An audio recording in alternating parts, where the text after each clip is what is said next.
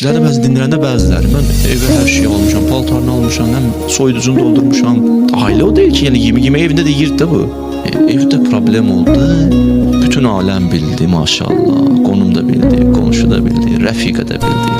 Evin müşküllərini evin içində həll edir. Bir digərin boşluqlarını doldurmalılar, eybi doldurmaq buradadır. Kişi elə bir addım ata bilər ki, o qadın eybi görünməsin. Qadın elə bir addım ata bilər ki, kişinin eybi görünməsin. Bir digərini tamamlayarlar.